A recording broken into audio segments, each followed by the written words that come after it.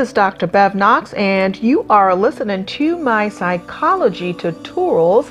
Learn psychology while you sleep. If you are to obtain what you desire, you must communicate your desires. The manner in which your needs and desires are expressed, failing to try to make your opinions and desires known, is passive behavior. Failing to address conflict is passive behavior. Passive behavior is keeping your feelings to yourself. Bear in mind that an avoidant approach to interpersonal conflict is sometimes appropriate. However, an avoidance approach does not have to be synonymous with passiveness.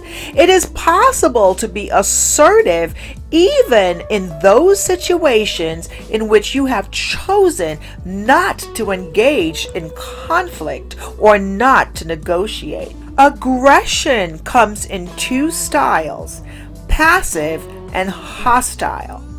Passive-aggressive behavior, like plain passive behavior, is failing to specifically address or make known your options and desires. With passive-aggressive behavior, however, rather than simply keeping one's feelings to oneself, one acts out.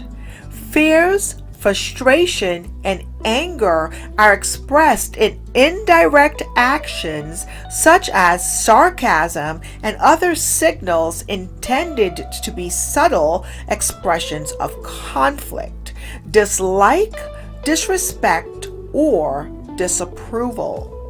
Being avoidably or habitually late for meetings and appointments, for example, is passive-aggressive behavior. Hostile aggressive behavior is not so subtle. It is striking out with direct, impolite, or belittling comments. It is directing comments to the person of the other rather than to the substance of matters at hand. Hostile aggressive behavior may range from mild to serious. Fear and anger, particularly as they relate to self-esteem, are at the root of these ineffective behaviors. Anger is a loss of control. Fear and anger impede the very cognitive abilities critical to negotiation success.